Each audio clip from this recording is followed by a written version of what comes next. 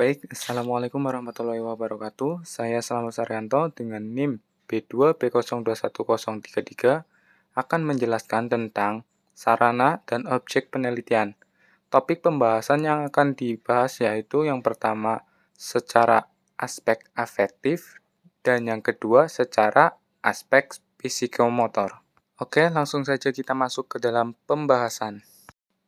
Oke, yang pertama kita bahas tentang sarana dan objek penelitian secara afektif. Nah, di sini menurut Arifin terdapat dua hal yang berhubungan dengan penelitian afektif yang harus dinilai. Yang pertama, kompetensi afektif yang ingin dicapai dalam pembelajaran meliputi tingkat pemberian respon, apresiasi, penilaian, dan internalisasi. Kedua, sikap dan minat peserta didik terhadap pembelajaran dan proses pembelajaran.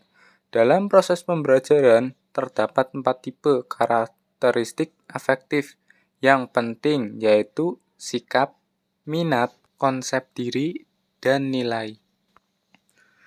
Penilaian afektif sendiri yaitu penilaian terhadap aspek-aspek non-intelektual, seperti sikap, minat, dan motivasi.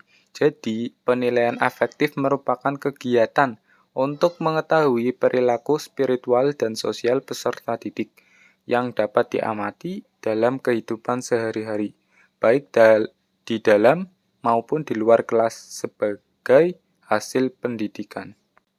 Aspek afektif mencangkup segala sesuatu yang terkait dengan emosi, misalnya perasaan, nilai, penghargaan, semangat, minat, motivasi, dan juga sikap. Penilaian aspek afektif seperti cara seorang siswa bersikap terhadap guru, menjaga kebersihan, perhatian terhadap tugas-tugas sekolah, dan sebagainya.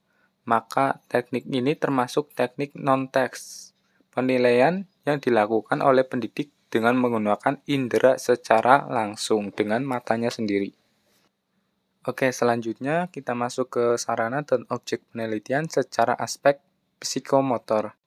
Nah, psikomotor itu adalah dominan yang meliputi perilaku gerakan dan koordinasi jasmani, keterampilan motorik, dan kemampuan fisik seseorang.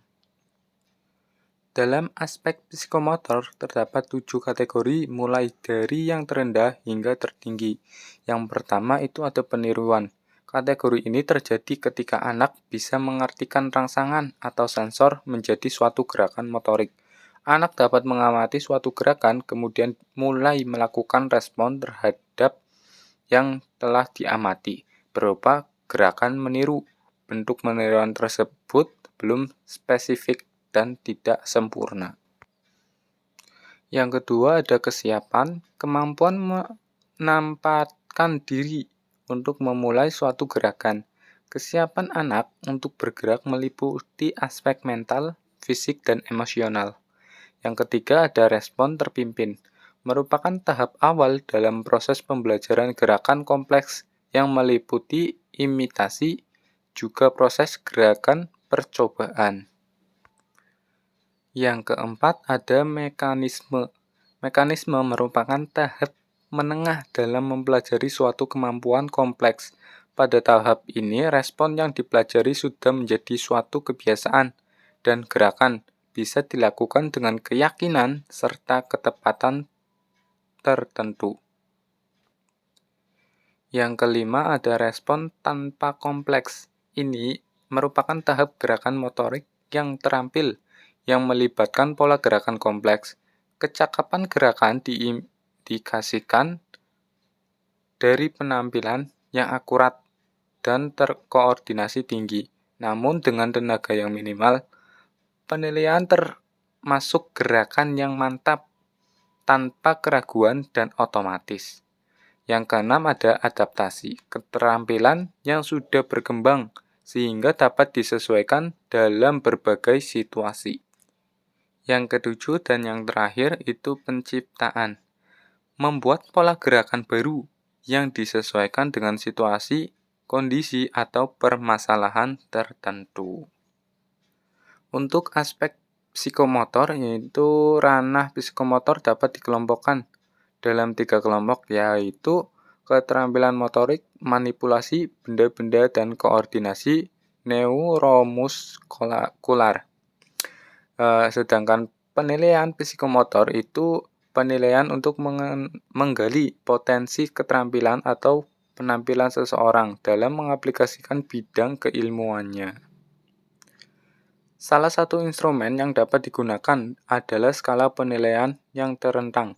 Dapat digunakan adalah skala penilaian dari yang sangat baik, baik, cukup baik, kurang baik, dan tidak baik. Itu bisa dinilai dengan angka.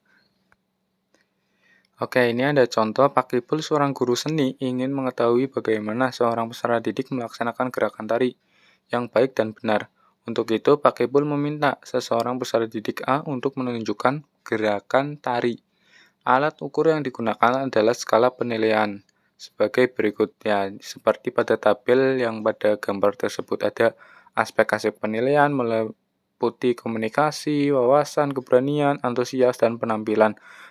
Dan di sampingnya ada skala penilaian dari yang sangat baik itu 5 dan tidak baik itu 1. Baik, cukup baik, gitu. Nanti kita lihat skor dari aspek-aspek penilaian seorang peserta didik tersebut. Apakah skornya nanti memuaskan atau kurang memuaskan atau memuaskan. Memuaskan dalam artian gerakannya itu sempurna. Nah, kalau yang tidak memuaskan itu berarti kurang bagus gerakannya atau lupa. Nah, jika peserta didik A memperoleh skor 6, berarti peserta didik tersebut gagal, tidak baik, atau kurang sempurna. Dan bila memperoleh skor 30, berarti peserta didik tersebut berhasil atau sangat baik.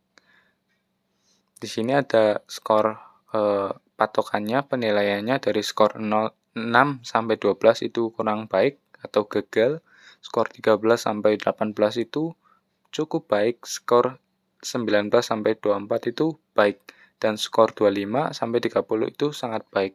Maka dikatakan jika peserta didik A memperoleh skor 6, berarti kita mendapat posisi gagal atau kurang baik.